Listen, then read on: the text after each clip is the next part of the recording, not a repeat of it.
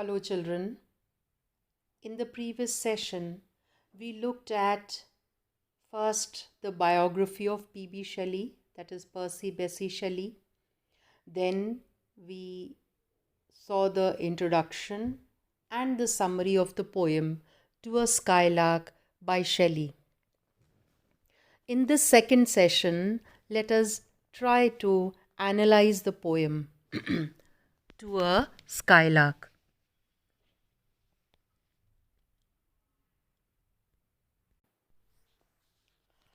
Analysis of the poem To a Skylark by Percy Bessie Shelley. Stanza 1 to 5. First, stanza 1. The opening 5 lines set the scene for the whole poem. This is a greeting and acknowledgement that what the speaker or poet observes, that is a skylark, is not simple flesh and feather at all. It is imaginatively experienced as a spirit, an ethereal entity. Ethereal means that which does not have body or form, that is like a spirit, yani ki Atma. This acceptance of the bird as spirit is crucial, means is very important, because it reflects the romantic ideal and integral foundation on which Shelley built his poetic psyche. And it allows the reader into the speaker's persona, an imagined world based on Platonic philosophy, that is the winged soul ascending means going up to heaven, and duality, boundless unchangeable spirit contrasted with defective human existence. The lark's song is instinctive, unconsciously expressed, that is, he uses the word unpremeditated. In other words, it has not been planned in advance like we do. Like even our songs, first the songs are written, then it is set to music, and then the singers practice singing it to provide it with the right type of emotion through their voice. Here the song of the bird is natural, it is instinctive, and it is, in other words, unpremeditated. Stanza 2. With select use of enjambment, lines 1 to 3, the lines flow as the bird soars, and the first simile, the first comparison, of which there are many, appears. So, if the lark is not a bird, what is it? That is the question. It is a cloud of fire now.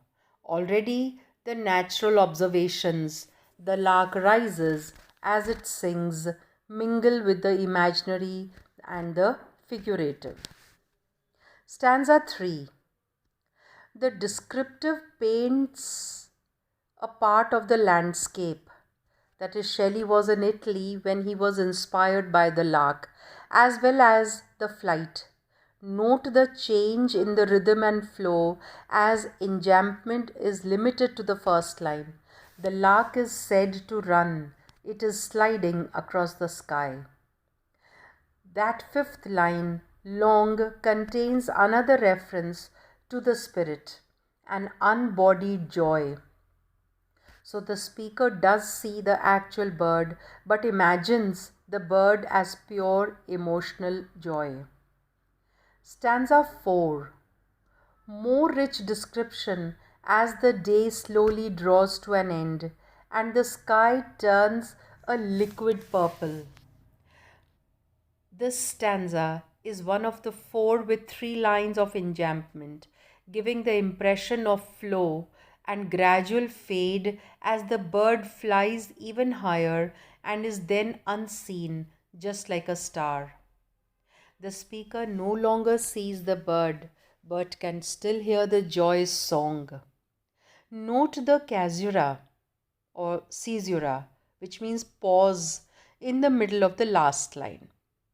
You may be wondering, what does the word enjambment means? Enjambment means when the thought in the previous line is continued without any break, without any pause into the next line.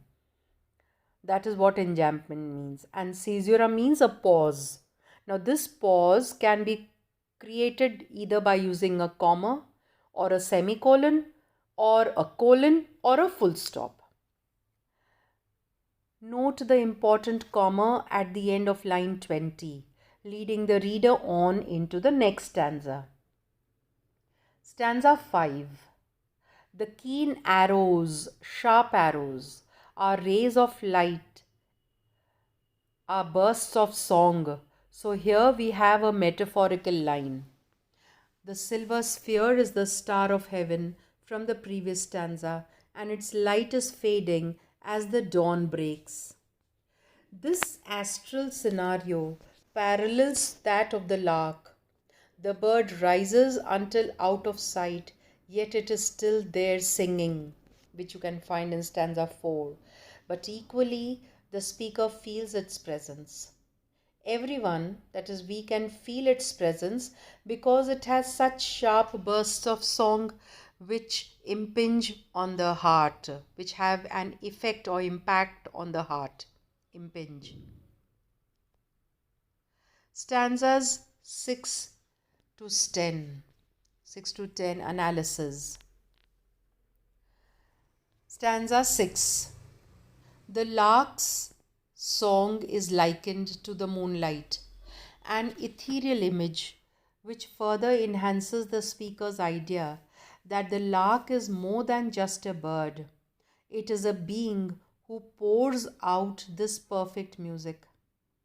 Note the emphasis on the element of water in the language so far. In the first, we had pourest.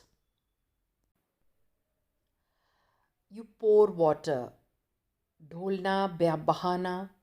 In the fourth stanza came melts, पिघलना. तो पिघल कर कोई भी चीज़ liquid हो जाती है. And now there is rains, perhaps reflective of the lark's liquid song. And line 30 keeps the iambic hexameter rhythm strong, with the word heaven as one syllable and not two. Stanza 7. This stanza introduces the first question posed by the speaker. Up to now, there has been praise and description and wonder, but lines 31 to 35 alter, means change the tone a little as the speaker seeks to compare the skylark with different things. And again, there is the presence of water. The drops from the rainbow clouds are compared to the notes of the lark's song, but the rainbow clouds cannot compete. All the time, the speaker is addressing the bird itself. Note the use of thy, archaic possessive form of thou, meaning your.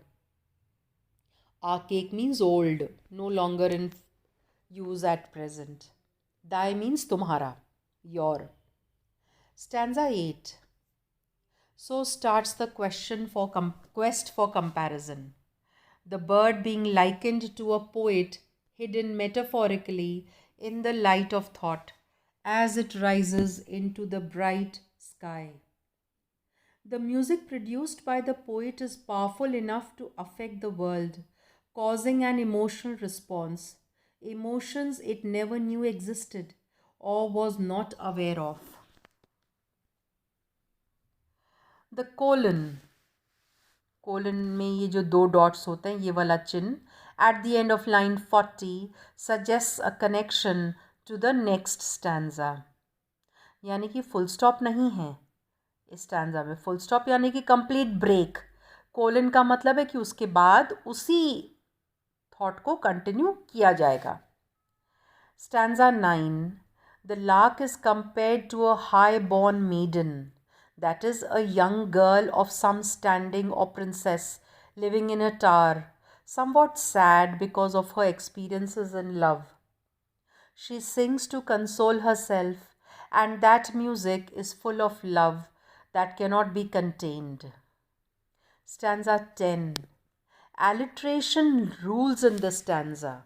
Alliteration means the repetition of the same sound, which features a flying insect, like the glowworm, which at certain times of year takes to the air and illuminates the undergrowth. Illuminates means lights up.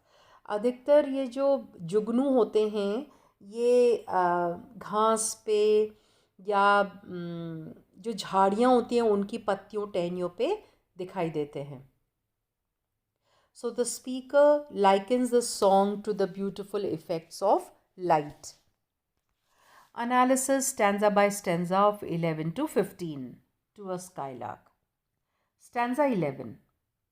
In this feast of similes, the lark is next compared to a rose losing its petals in the warm winds and giving off such a sweet scent that it makes the heavy winged thieves faint.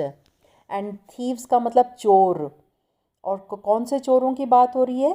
फूलों का रस कौन पीता है? मधुमक्खियाँ यानी कि bees.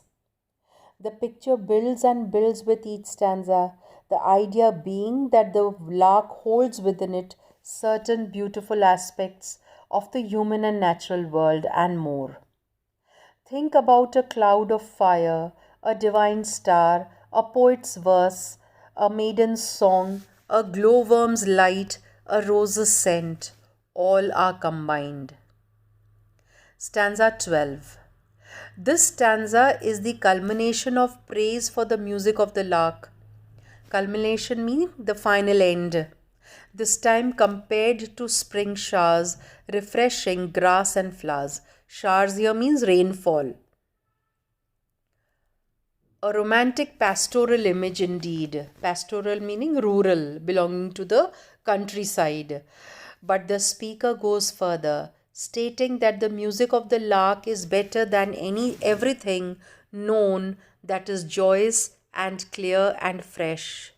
It is as if the lark's song is a renewal of the world in which we live.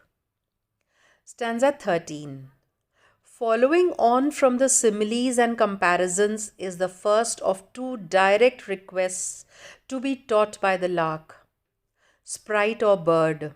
Sprite means spirit, where the speaker appears to need help in understanding just what it is the skylark thinks as it sings.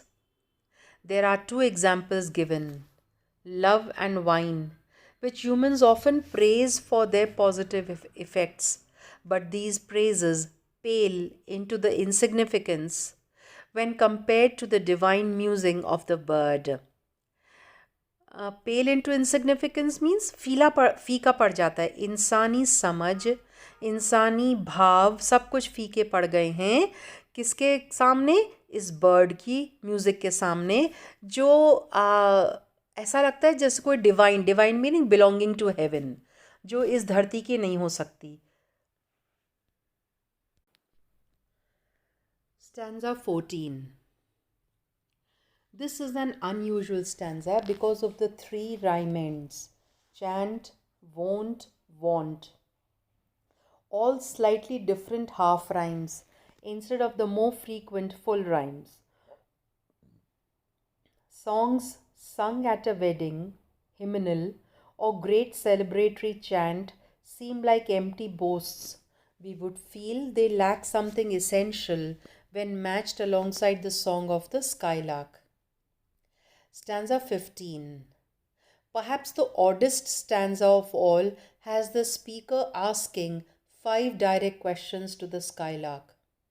Note the variation on the trochaic trimeter in the first and third lines, line 71 and 73. There are 7 syllables, which means there is an extra beat. You know that in a pentameter, iambic pentameter, the beat is da-dum, da-dum, da-dum. One unstressed and then stressed syllable. Here there is one extra syllable. The speaker wants to know from the bird its source of inspiration. Does it come from the land, the sea, the sky? Is the bird's natural environment the cause of such music? Or is it something more abstract? Love for its fellow birds, perhaps? Or is it because it does not know the meaning of pain. In other words, what is the source from which the bird sings? What inspires it? Bird के song की प्रेरणा क्या है? Analysis stanza 16 to 21. Stanza 16. In an attempt to answer the previous questions, the speaker focuses on the skylark's positive attitude to life. It is such a joyful bird. It does not show any signs of weakness or physical dullness, means languor, and it could never be annoyed because it is so much in love with life. Stanza 17. This stanza is philosophical in nature, as the speaker suggests that because the bird sings in such a clear, pure manner, it is untainted, means unspoilt by the idea of death and knows no fear. It has gone beyond fearing about death. It is untroubled by the notion, means idea of death, unlike we humans who think too much, who even dream about death. Note also the clipped rhythms of lines 81 to 84, all five syllables falling short of the pure trimeter. This stanza is also one long question. Stanza 18. This is the most well-known stanza because that opening line is inspired by Shakespeare's Hamlet, Act 4, Scene 4. Sure, he hath made us with such large discourse, looking before and after, gave us not that capability and godlike reason to fust in us unused. These lines are from the play Hamlet by Shakespeare. Basically, the speaker is saying that humans are never happily or truly joyous because they are afraid to live in the moment. We long for things that are out of reach. We are slaves of time, hankering after the past, concerned about the future. Even when we have happiness and sweetness in our lives, there is always some pain to remind us of the past and all our sadnesses. Hankering meaning yearning, किसी चीज़ की बहुत इच्छा रखना, पीछे मुड़कर देखना, जो गुजर गया उसको दोबारा से पाने की इच्छा रखना. Stanza 19. This stanza is paired with 18 and implies that even if humans could rid themselves of all negativity, यानी कि नकारात्मकता, जैसे hate, pride, fear, even if they were incapable of experiencing sadness, चाहे हमारे मन से घृणा या घमंड या डर निकल जाए, ये चाहे हम दुख कभी फील नहीं करें, no way could they match the joy exhibited by the skylark. In the penultimate stanza, penultimate means just one before the last, the speaker reiterates. Reiterate means repeats the idea that the song of the skylark is superior to any delightful sound, is superior to any literary verse to be found in books. Put simply, the lark's skill puts poets to shame because it rises high and does not get bogged down in the mundane life. Mundane यानी कि ordinary, रोज़मर्रा की जो ज़िंदगी है. Stanza 10, ये ultimate stanza है. Stanza 13 began by the words teach us. This final stanza narrows that to teach me, a personal respect from the speaker for the secret of positivity, joy, and fearlessness, and the ability to sing unconsciously, means without thought. Unconsciously का मतलब बेहोशी में नहीं, यहाँ पर उसका मतलब है बिना किसी विचार के बिंदास होकर गाना. If only this gift could be learned, then society as a whole would listen and be enraptured. Shelley's romantic plea is throughout a rhythmic duality.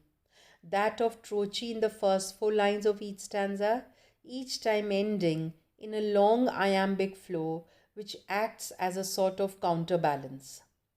The skylark rises, producing its mesmeric, youthful, joyful song with an unmatched innocence and clarity.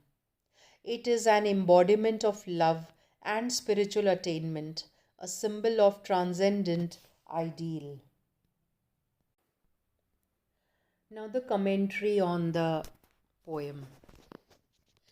If the West Wind was Shelley's first convincing attempt to articulate means to express या अभिव्यक्त करना aesthetic philosophy through metaphors of nature, the skylark is his greatest natural metaphor of pure poetic expression, the harmonious madness of pure inspiration. यहाँ आपको बता दें कि जहाँ जहाँ कोई डिफ़िकल्ट वर्ड आया है उसका साथ ही में मीनिंग देने की कोशिश की गई है. जैसे आर्टिकुलेट का मतलब है टू एक्सप्रेस या हिंदी में अभिव्यक्त करना. एस्थेटिक का मतलब है कंसर्न्ड विद ब्यूटी और आर्ट, सुंदरता और कला से संबंधित. मेटाफर का मतलब है a word a phrase etcetera. तो इस तरीके से आप इसका इन शब्दों के अर्थ को आप पढ़ के समझ सकते हैं. The skylark's song issues from a state of purified existence, a notion of complete unity with heaven through nature. जहाँ बीच बीच में ब्रैकेट में मैंने मीनिंग्स दिए हैं, मैं उनको नहीं रिपीट कर रही हूँ और उसको कंटिन्यूएशन में पढ़ रही हूँ. ये ब्रैकेट्स में जो दिया हुआ है ये केवल आपकी समझ के लिए है, तो अब आप उसको ध्यान से सुनेंगे. Its song is motivated by the joy of that uncomplicated purity of being and is unmixed with any hint of melancholy or of the bitter sweet as human joy so often is. यानी कि इंसानी खुशी जो है उसके साथ कहीं ना कहीं गम जुड़ा हुआ होता है. तो बिटर का मतलब होता है कड़वा एंड स्वीट का मतलब होता है मीठा. जिस तरीके से चॉकलेट होती है, जैसे dark chocolate specially, it is bitter sweet. I think हमने सब ने चॉकलेट कभी ना कभी खाई है और हम उसका स्वाद अच्छी तरह से पहचानते हैं. उस स्वाद को इस शब्द से जोड़ेंगे तो आपको समझ में आ जाएगा. The skylarks unimpeded song rains down upon the world, surpassing every other beauty, inspiring metaphor and making the speaker believe that the bird is not a mortal bird at all. यानी कि वो जिंदा चीज़ है ही नहीं, but a spirit, a sprite, a poet hidden in the light of thought. In that sense, the skylark is almost an exact twin of the bird in Keats's Ode to a Nightingale. This is John Keats. He wrote a poem, Ode to a Nightingale. Both represent pure expression through their songs. And like the skylark, the nightingale was not born for death. ये Ode to a Nightingale के शब्द हैं. But while the nightingale is a bird of darkness, invisible in the shadowy forest glades, the skylark is a bird of daylight, invisible in the deep bright blue of the sky. ये अंतर है दोनों birds में. The nightingale inspires Keats to feel a drowsy numbness of happiness that is also like pain, and that makes him think of death. The skylark inspires Shelley to feel a frantic, rapturous joy. Rapturous यानी कि बेइंतहा खुशी. That has no part of pain. To Keats, human joy and sadness are inextricably linked. Inextricably means that which cannot be separated, जिनको अलग नहीं किया जा सकता. वो linked हैं, वो जुड़े हुए हैं. As he explains at length in the final stanza of the Ode on Melancholy. But the skylark sings free of all human error and complexity, And while listening to his song, the poet feels free of those things too. Structurally and linguistically, this poem is almost unique among Shelley's works. Its strange form of stanza with four compact lines and one very long line, and its lilting song like diction, profuse strains of unpremeditated art. Diction means choice of language or words. They work to create the effect of spontaneous poetic expression, flowing musically and naturally from the poet's mind. Structurally, each stanza tends to make a single quick point about the skylark, or to look at it in a sudden brief new light. Still, the poem does flow and gradually advances the mini narrative. Narrative means एक तरीके से story या कहानी या किस्सा, actually not कहानी so much as किस्सा, of the speaker watching the skylark flying higher and higher into the sky and envying its untrammeled inspiration. Untrammeled means जो कुचला न जाए, जिसको दबाया नहीं जा सकता. Inspiration यानी कि प्रेरणा, which if he were to capture it in words would cause the world to listen. What are the themes in To a Skylark?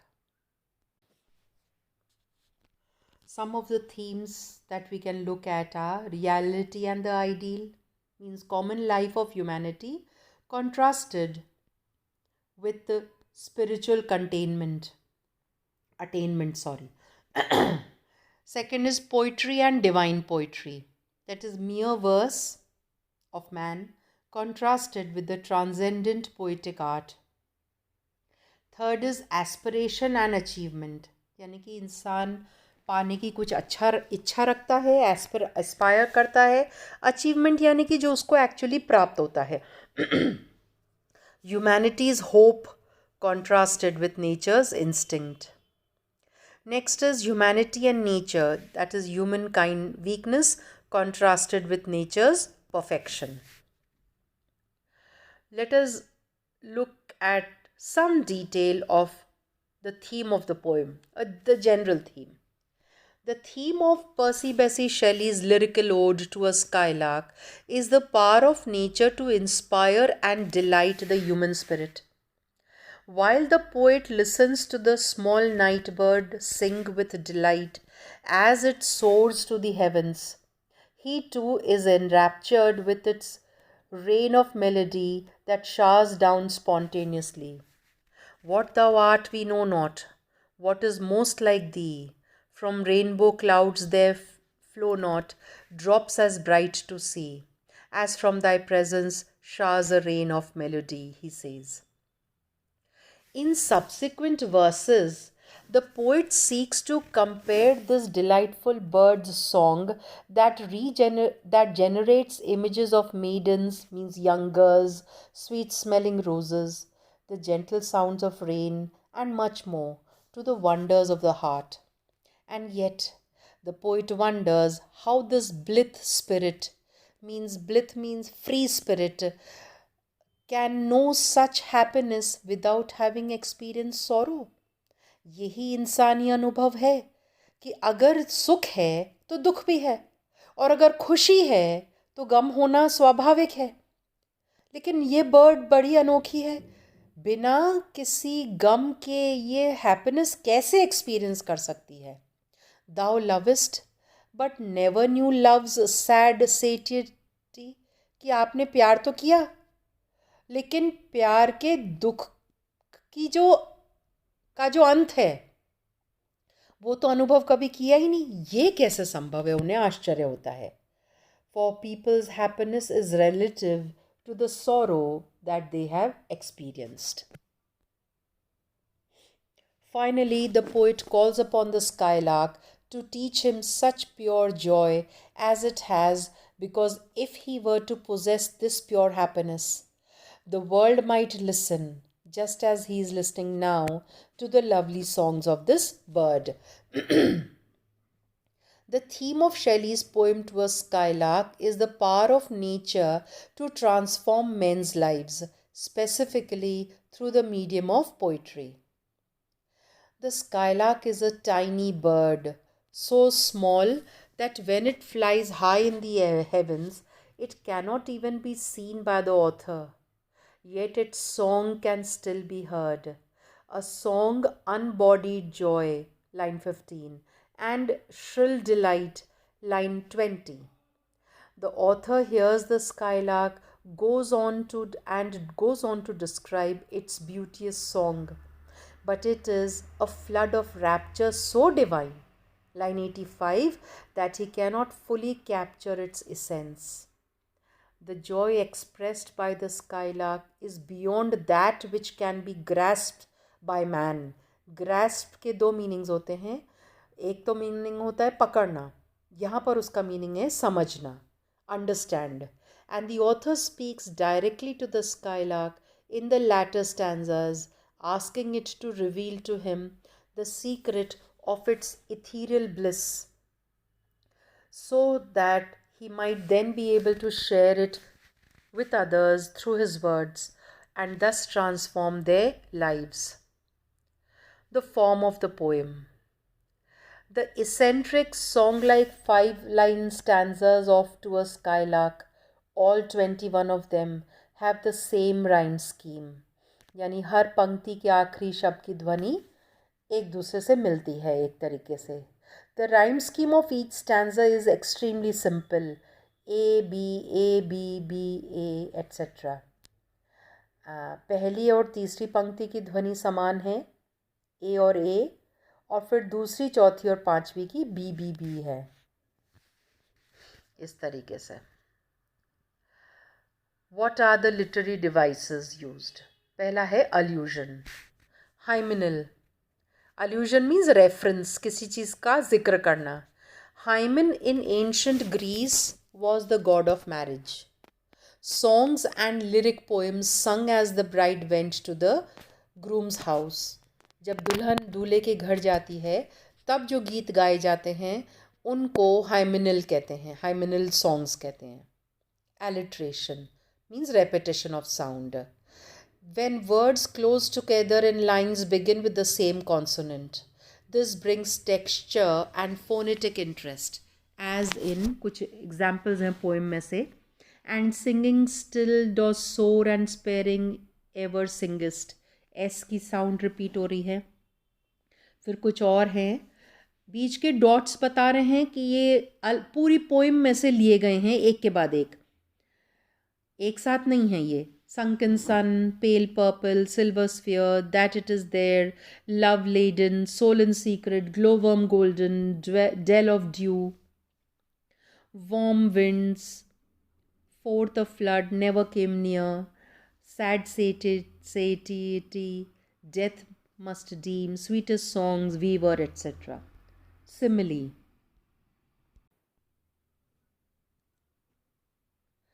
Simile means comparison of two things using the words like or as. जब तुलना करते हैं दो चीज़ों में और वो तुलना को बताने के लिए like वर्ड यूज़ होता है या as वर्ड यूज़ होता है. जैसे हिंदी में हम जैसे बोलते हैं, अभी अभी मैंने यूज़ किया उसको. There are several examples in this poem.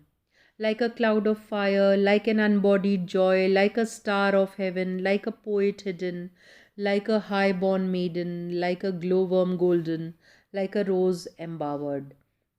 ये सब पोएट बर्ड को कंपेयर कर रहा है इन सब चीज़ों से. Now let us look at some of the questions in the poem. What does our sweetest song are those that tell of saddest thought mean in To a Skylark by P.B. Shelley? The line you are referring to is more easily understood in the context of the full stanza. Pura stanza ye hai, we look up before and after and pine for what is not. Our sincerest laughter with some pain is fraught. Our sweetest songs are those that tell of saddest thought.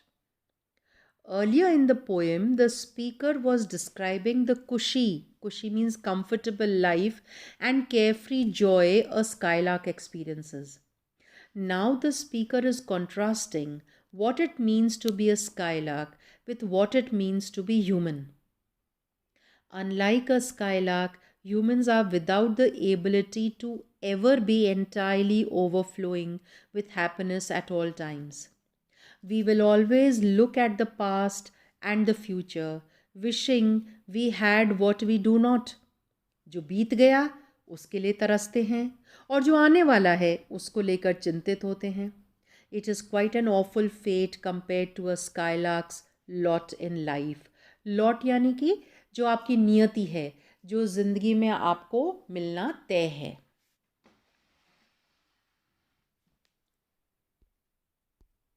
However, it is not all bad. In the next stanza, the speaker explains that if humankind could be,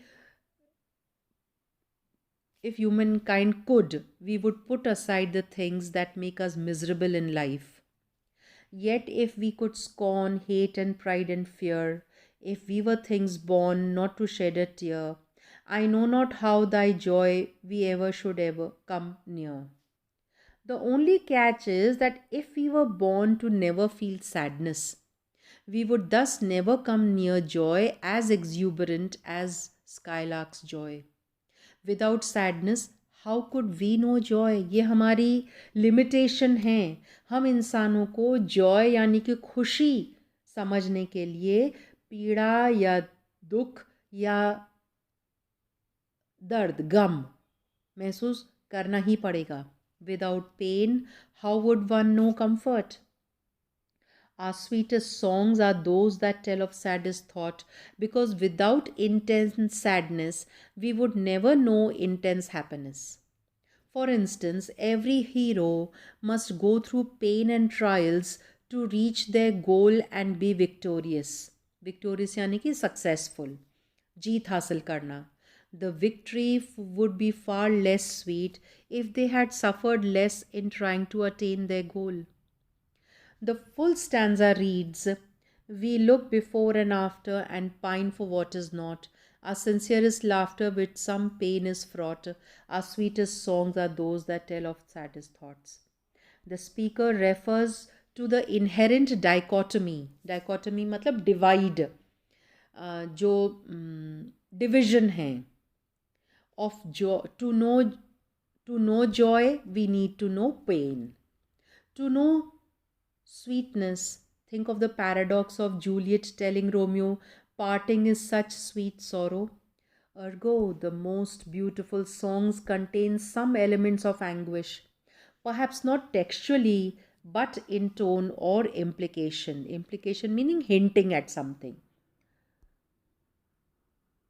If we were things born not to shed a tear, I know not how thy joy we ever should come near. Human life is fraught with tragedy. Fraught means full of tragedy. Out of such events, or in comparison to such events, our greatest moments of happiness or other contrasting emotions are possible. And with this, we come to an end of the analysis of the poem. Not just analysis, even the understanding of the poem To a Skylark by P.B. Shelley. Thank you.